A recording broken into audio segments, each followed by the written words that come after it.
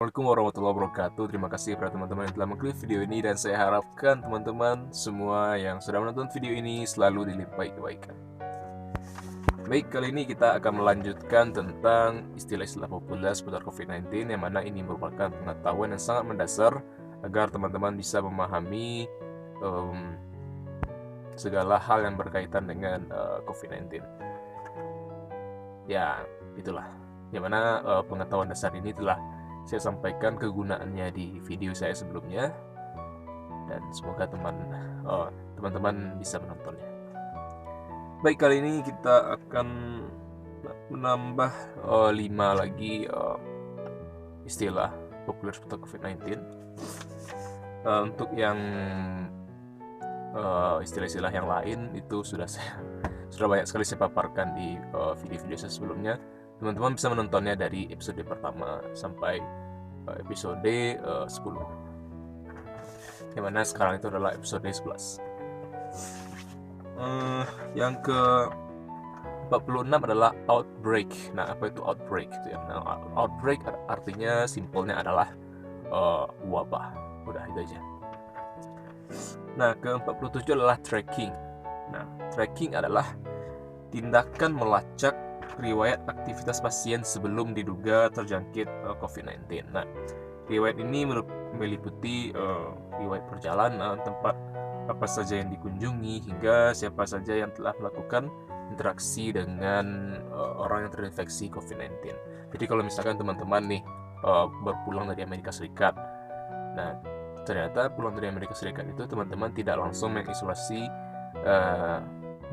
diri teman sendiri. Nah, ternyata teman-teman pergilah kemana-mana gitu kan, misalnya nongkrong-nongkrong atau pergi ke tempat-tempat yang ramai. Nah, ketika misalkan petugas medis mengetahui bahwa melalui swab test ataupun rapid test teman-teman diduga positif ataupun reaktif gitu melalui rapid test, maka petugas medis akan melakukan pelacakan seperti teman-teman itu kemana saja, teman-teman berinteraksi itu dengan siapa saja setelah pulang dari Amerika Serikat, dan sebagainya, supaya petugas medis mengetahui gitu di mana saja kira-kira tempat-tempat atau orang-orang yang berpotensi untuk terjangkit COVID-19 setelah berinteraksi dengan teman-teman yang baru pulang dari Amerika Serikat dan ternyata positif ataupun reaktif COVID-19. Tetapi sebenarnya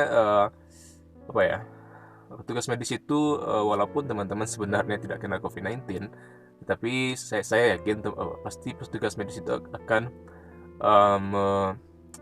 mendahulukan metode worst scenario atau skenario terburuk. Jadi dia memikirkan dulu memikirkan dulu kemungkinan terburuk yang akan terjadi, walaupun kemungkinan terburuk itu sebenarnya belum tentu terjadi, tetapi itu merupakan pemikiran yang bagus karena dengan melakukan teknik atau metode worst scenario, maka itu bisa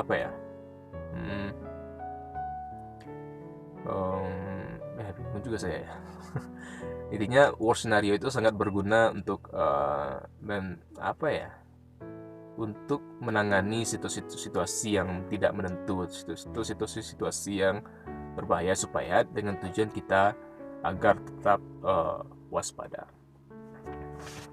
Jadi tidak ada salahnya gitu, kayak seuzon tuh nggak ada salahnya, tetapi memang kalau seuzon yang sifatnya memang darurat atau sifat-sifatnya yang memang penting gitu ya, itu boleh aja. Tapi kalau misalkan seuzon yang saya besok saya ini misalkan tidak pintar, saya ini bodoh, saya ini nggak berguna, itu nggak itu nggak boleh gitu. Itu negative thinking seperti itu yang nggak boleh gitu.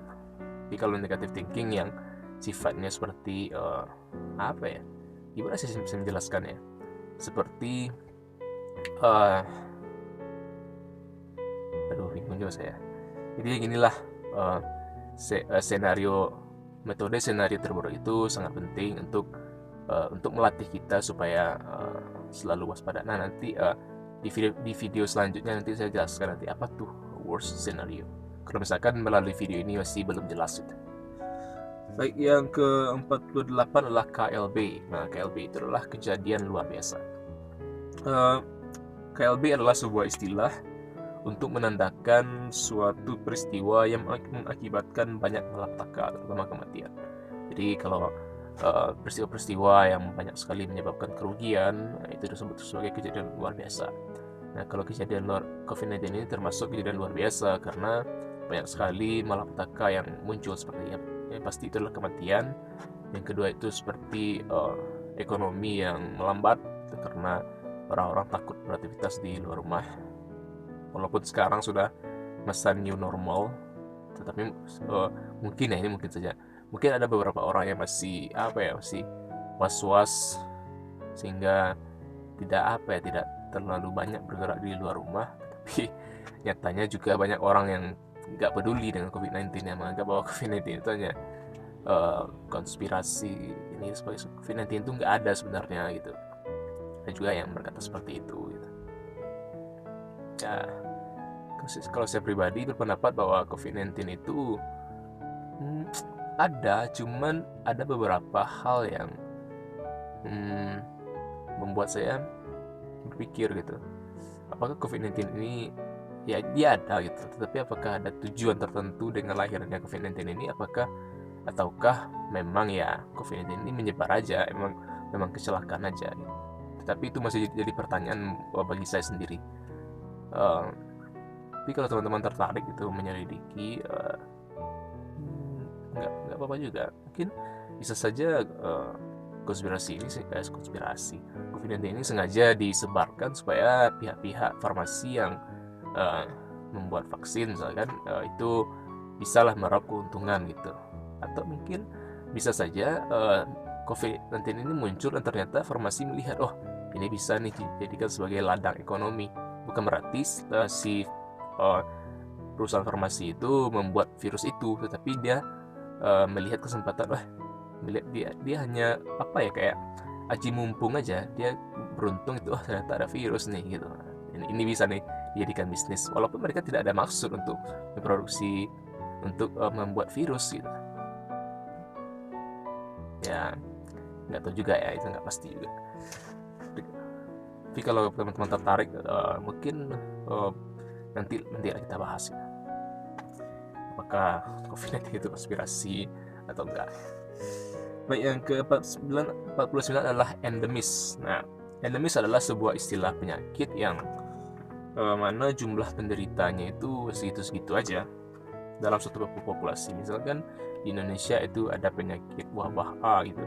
Nah, kalau endemi itu kan sudah saya terangkan bahwa endemi itu adalah suatu penyakit wabah yang hanya berpusat di suatu populasi aja, atau mungkin lebih besar itu di satu negara, yang mana telah saya terangkan di video saya sebelumnya, episode berapa ya, saya lupa juga, nanti saya cantumkan di atas layar.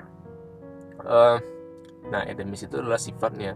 Nah, sifat dari kalau di sini saya lihat bahwa endemis itu adalah suatu penyakit yang hanya bertahan di suatu populasi saja, atau mungkin lebih besar itu di suatu negara saja, tetapi jumlah penderitanya itu hanya segitu-segitu aja.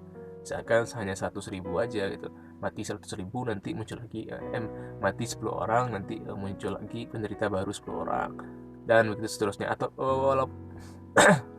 walaupun bertambah, tetapi pertambahan itu nggak signifikan, nggak sampai misalkan dari 100.000 sampai 400.000 gitu misalkan, nggak. Tapi mungkin 100.000 tahun bulan sekarang, bulan berikutnya itu 110.000 misalkan, ya nggak tinggi-tinggi amat lah gitu. Atau mungkin bahasa ilmiah itu adalah konstan. Nah, yang terakhir untuk video ini adalah hyperendemis. Nah, ini adalah sebuah istilah untuk penyakit yang mana jumlah penderitanya itu selalu bertambah dalam suatu populasi.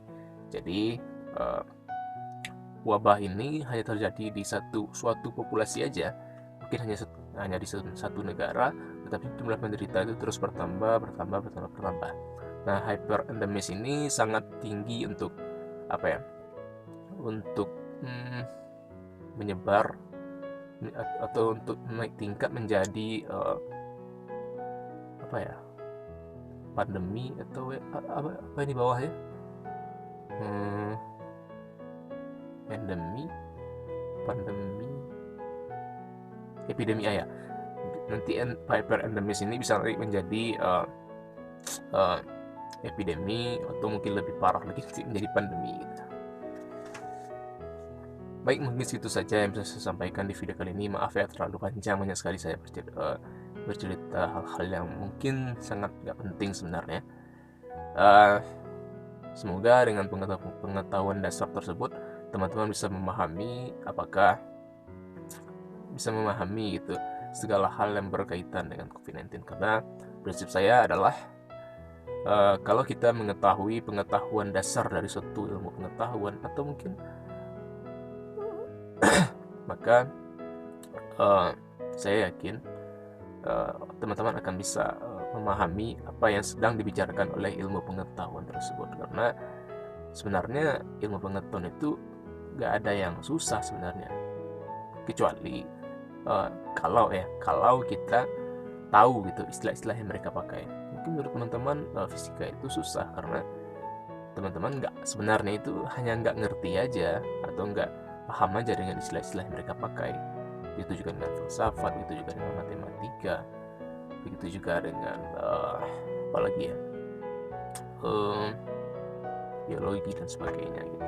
Ataupun yang paling sederhana adalah kalau teman-teman ingin nyambung gitu dengan obrolan orang-orang yang ada di tongkrongan, ya teman-teman harus mengerti gitu istilah-istilah yang mereka pakai supaya nyambung gitu nanti kalau misalkan ngobrol gitu, atau mereka nanti berbicara satu sama lain. Ya itu saja. Terima kasih kepada teman-teman telah menonton video ini sampai habis. Kalau suka silahkan like, kalau nggak suka dislike aja. Bagi teman-teman yang penasaran kita akan membahas apa lagi nanti di video sebelumnya, silahkan tekan lonceng bagi yang sudah subscribe, dan bagi yang belum subscribe silahkan subscribe bagi yang mau aja ya. Baik, mungkin itu saja dulu. Insyaallah kita bertemu lagi di video-video berikutnya.